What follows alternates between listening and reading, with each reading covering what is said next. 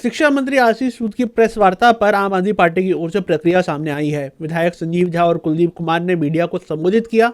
उन्होंने सवाल उठाया कि आखिर 5 दिसंबर का सर्कुलर किसने जारी किया। उन्होंने दावा किया कि उनके पास 2 सर्कुलर थे, जिसमें एक सर्कुलर 20 नवंबर को जारी हुआ और दूसरा सर्कुलर 5 दिसंबर को जारी हुआ और 5 दिसंबर के सर्कुलर में आवारा कुत्तों के संबंध में जानकारी मांगी गई थी।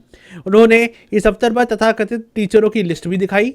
उन्होंने पूछा कि अगर यह सर्कुलर सरकार द्वारा जारी नहीं किया गया है तो क्या इसे जारी करने वाले अधिकारियों पर कार्रवाई होगी। कल डायरेक्टर ऑफ एजुकेशन ने एक प्रेस कॉन्फ्रेंस करी और उस प्रेस कॉन्फ्रेंस में कहा कि हमने किसी भी तरह का कोई आदेश स्ट्रे डॉग के रिगार्डिंग नहीं निकाला और यहाँ तक कहा कि इस बारे में जो कोई झूठ इन्फॉर्मेशन फैलाएगा उस पर कार्रवाई हुई, कंप्लेन की बात की गई। इसी तरह से आज मैं दिल्ली के शिक्षा मंत्री आशीष सूद जी का मैं प्रेस कॉन्फ्रेंस देखा और उन्होंने कहा कि हमने पुलिस पे कंप्लेन करी और एफआईआर होगी।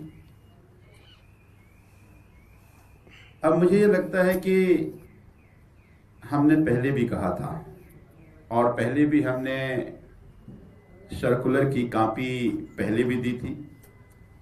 मैं उम्मीद कर रहा था कि शिक्षा मंत्री या अगर डायरेक्टर ऑफ एजुकेशन पीसी कर रही हैं तो वो बताएंगे कि आखिर वो सर्कुलर किसने इशू किया। 2 सर्कुलर हमारे पास है। एक सर्कुलर है 20 नवंबर का, government of national capital territory of Delhi director of education care taking branch का, जिसमें उन्होंने कहा कि स्ट्रे डॉग मैनेजमेंट के लिए हर स्कूल में नोडल पॉइंट अपॉइंट किया जाएगा। और दूसरा एक सर्कुलर है 5/12 का, यानी 5 दिसंबर का, regarding submission of detail of nodal officer of all education institutions, schools and stadium regarding matter related to stray dog। मैं आपको इसका चिट्ठी नंबर भी पढ़ देता हूं। यह है 1/1478 DDPA-CTB 707 2526-1776, government of national capital territory of Delhi director of education care taking branch का है। ये 5 दिसंबर का सर्कुलर है। इस सर्कुलर में फिर से ये हवाला दिया गया और रिमाइंडर मोस्ट अर्जेंट लिखा गया, जिसमें स्ट्रे डॉग के रिगार्डिंग ये कहा गया कि आप जल्दी से सभी स्कूल्स और स्टेडियम जानकारी दें।